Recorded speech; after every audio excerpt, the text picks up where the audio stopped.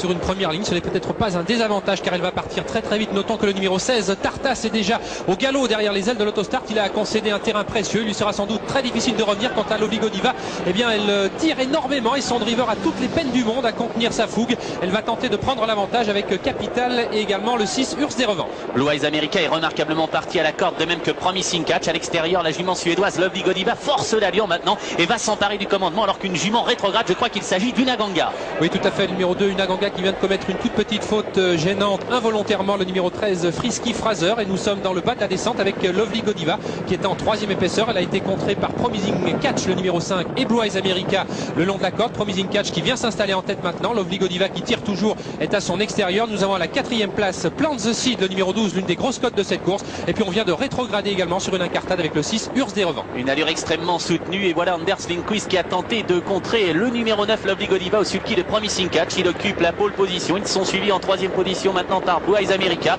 Un peu plus loin essaye de se rapprocher Capital qui fait un bel effort, avec également Bleuet Crépon qui n'est pas très loin. En dehors on tente de revenir. Urs des Revents a perdu du terrain.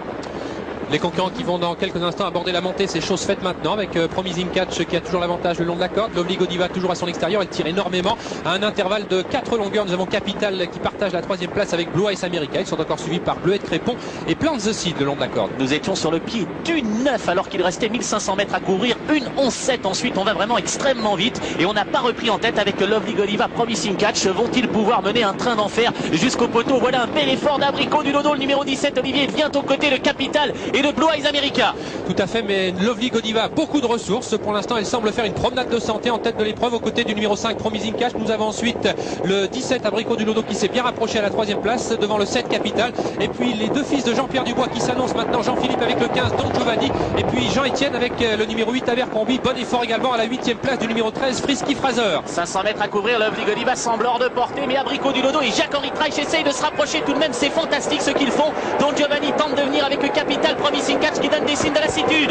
Il reste un peu moins de 500 mètres à parcourir avec Abricot du Lodo qui est presque revenu à hauteur de Lovely Godiva. Est-ce que cette dernière va pouvoir repartir à un intervalle de 3 longueurs? C'est bien rapproché maintenant. Frisky Fraser le 13 aux prises avec Don Giovanni, Abercrombie, Capital. Promising Catch a cédé. Quel match splendide. Lovely Godiva a un net avantage à 100 mètres du poteau, mais Abricot du Lodo qui revient sur elle maintenant. Abricot du Lodo fait une chose fantastique. Il vient aux côtés de Lovely Godiva. En troisième position c'est Frisky Fraser et puis Abercrombie. C'est finalement Abricot du Lodo qui est aux prises avec Lovely Godiva aux abords du poteau. Abricot du Lodo, Lovely Godiva. Abricot du Lodo qui va l'emporter devant Lovely Godiva. La troisième place pour le 13 Frisky Fraser, la quatrième pour Abercrombie et la cinquième pour une Aganga absolument splendide. Une victoire du numéro 17 Abricot du Lodo. Il était à 7 contre 1. Il a emporté aux dépens du 9 Lovely Godiva à 2 francs. La troisième place pour le 13 Frisky Fraser, 9 francs 50. Quatrième place pour le numéro 8 à 41 contre 1. Ce numéro 8 c'est Abercrombie. La cinquième place peut-être pour le numéro 11 Classe de Tillard qui était proposée à la cote de 97 contre 1 car une Aganga qui revenait participer à l'arrivée a été disqualifié et il ne faut pas tenir compte de cette cinquième place. Le 17 Abricot du Lodo l'emporte, ça ne fait aucun doute. Le 9 Lovely Godiva deuxième. Troisième place pour le 13 le cheval danois Frisky Fraser. La quatrième place assez loin des premiers pour le 8 Abercrombie. Et la cinquième place, nous allons le voir dans quelques instants. Ne tenez pas compte d'une Aganga, elle reviendra sans doute au numéro 11 Classe de Tillard qui était tout de même assez